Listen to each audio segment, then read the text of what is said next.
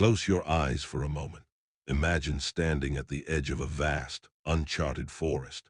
The path behind you is well-worn, familiar, marked by the routines, roles, and identities that have defined your life.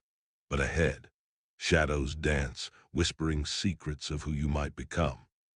This is the threshold of 40, not an end, but an invitation, a call to step into the real adventure.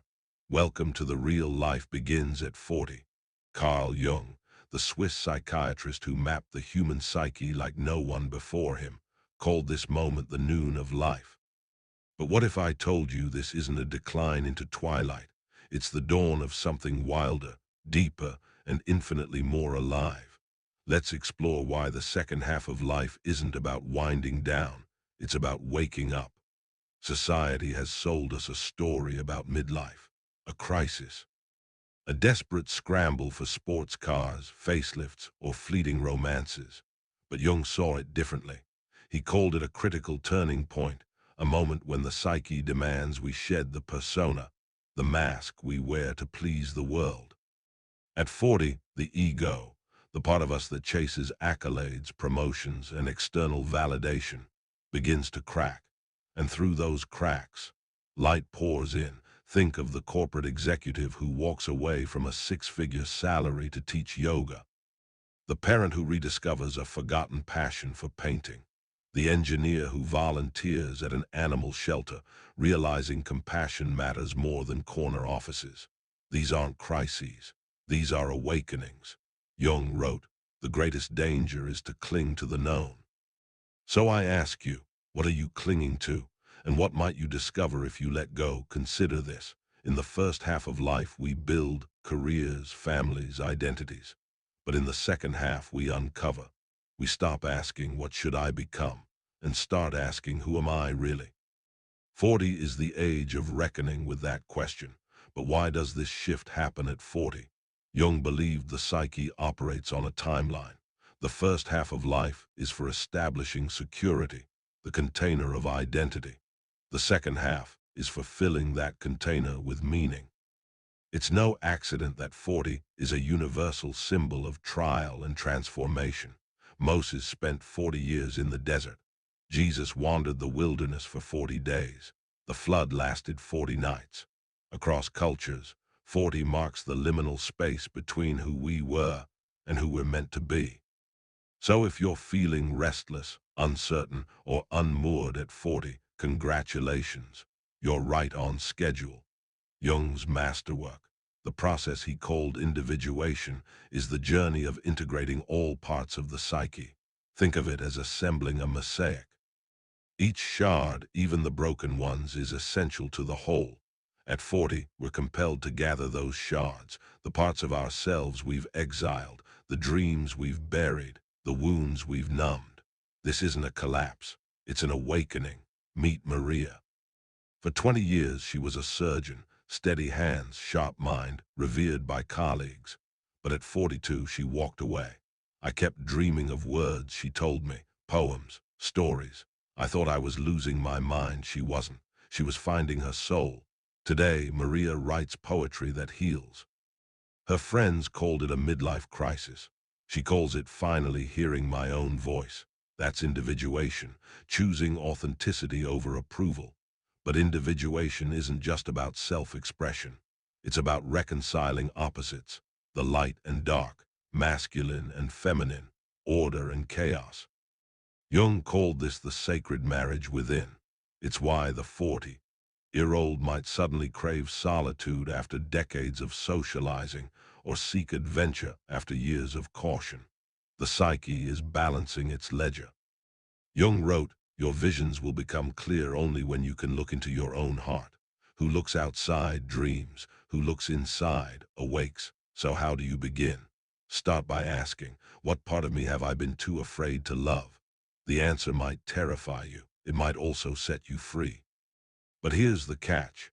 Individuation isn't a straight path. It's a spiral. You'll circle back to old wounds, old fears, but each time with deeper clarity. It's not a linear journey. It's a dance. But the path to authenticity demands courage. Enter the shadow, the parts of ourselves we deny. Anger, envy, shame, unhealed wounds. Jung warned everyone carries a shadow, and the less it's embodied, the darker it grows. At 40, the shadow can no longer be ignored. It's the irritability you can't explain, the recurring regret, the voice that says, "Is this all there is?" Yet within the shadow lies gold, untapped creativity, resilience, passion. Imagine your shadow as a locked chest. To open it, you need the key of curiosity, not shame. Ask, what part of me have I buried? Maybe it's the artist stifled by practicality, the rebel tamed by conformity, the vulnerable child armored by cynicism. These exiled parts aren't enemies, they're messengers. They carry the raw material of reinvention. Jungian analyst Clarissa Pinkola Estes writes, "The shadow is not dangerous because it's dark. It's dangerous because it's blind. So how do you befriend it? Start small. Next time you feel inexplicable rage or grief, don't run. Sit with it. Ask, what are you trying to tell me? The shadow's whispers might lead you home, but shadow work isn't just about introspection. It's about action. The 40-year-old who quits a soul-crushing job isn't just escaping. They're reclaiming a part of themselves. The parent who sets boundaries isn't being selfish. They're honoring their worth. Shadow work is alchemy, turning lead into gold. Still, it's messy. You'll face resistance. Society prefers masks, but as Jung said, one does not become enlightened by imagining figures of light, but by making the darkness conscious. The shadow isn't the enemy, it's the raw material of reinvention. Jung spoke of the anima and animus, the feminine and masculine forces within us all. At 40, these archetypes stir, demanding balance. The driven businessman learns vulnerability. The nurturing mother embraces ambition. It's not about gender, it's about wholeness. When anima and animus dance, we become more human, more alive. Take James, a former Marine who spent decades suppressing emotion.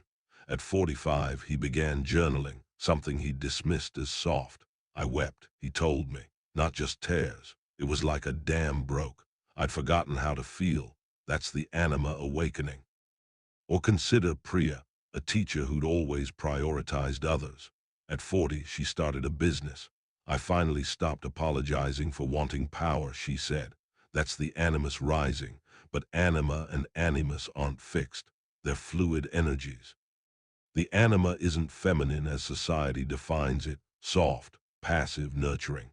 It's the capacity for relatedness, empathy, creativity. The animus isn't masculine as society defines it, rational, dominant, assertive. It's the capacity for action, structure, purpose. At 40, we're called to integrate both. Jung wrote, "The meeting of two personalities is like the contact of two chemical substances. If there is any reaction, both are transformed." The same is true within. Where in your life do you resist balance? What would change if you embraced your opposite? The answer might redefine your next chapter, but balance isn't a 50/50 split. It's dynamic. Some days you'll need the animus's drive, others the anima's receptivity. The key is choice. At 40, you're no longer at the mercy of unconscious patterns. You can choose how to show up. Jung compared the second half of life to a hero's journey. No longer chasing external validation, we seek meaning, the why beneath the what. This is the time for legacy, not in trophies, but in impact. Teach, mentor, create. As Jung said, the afternoon of life is just as full of meaning as the morning. But how do you redefine purpose when the old scripts run out? Consider Viktor Frankl, who found purpose in Auschwitz's horrors. Or Maya Angelou, who reclaimed her voice through poetry. Closer to home, it's the retiree who builds schools, the CEO who mentors ex-offenders, the parent who adopts a child late in life. 40 isn't the finish line. It's the launch pad. But legacy isn't just about what you leave behind. It's about how you live now. Jung wrote, "As far as we can discern, the sole purpose of human existence is to kindle a light in the darkness of mere being." So ask yourself, what light are you here to kindle? The world needs your flame. Yet the hero's journey isn't glamorous. It's fraught with uncertainty. You'll face dragons, doubt, fear, societal judgment. But as Joseph Campbell, a Jungian-inspired mythologist, said, the cave you fear to enter holds the treasure you seek. At 40, you're ready to enter the cave. How do you navigate this journey? Jung offers tools not as quick fixes, but as lanterns for the path. 1. Dream work. Keep a journal by your bed. Dreams are the language of the unconscious, a recurring nightmare, a symbol begging to be understood, a flying dream, freedom calling. Write them down, decode them. 2. Active imagination. Close your eyes. Invite a figure from your dreams or inner world to converse. Yes, even the critical voice. Ask, what do you need from me? Listen, without judgment. 3. Ritual. Create ceremonies to mark transitions. Burn a letter to your old self. Plant a tree for your future. Light a candle and whisper, I honor what dies. I welcome what's born. 4. Nature. Walk forests, deserts, shores. The natural world mirrors the psyche as wildness. As Jung said, nature is not matter only, it is also soul. 5. Art, paint, dance, write. Creativity is the soul's language. You don't need to be good. You need to be honest. Start small. Light a candle. Sit in silence. Ask, what wants to be born in me? The answer might surprise you, but tools alone aren't enough. You need patience. Transformation is slow. You'll backtrack. You'll doubt. But as Jung said, the most terrifying thing is to accept oneself completely. Yet that's where the magic begins. At 40, the world whispers, hurry up. Jung whispers, slow down. This is your time to dive deep, to embrace the unknown. The real life isn't about avoiding storms. It's about learning to dance in the rain, stand at that forest's edge, breathe. The second half of life isn't a decline, it's a rebirth. As Jung wrote, the privilege of a lifetime is to become who you truly are. So, what are you waiting for? Thank you for listening. Now, go live your second act.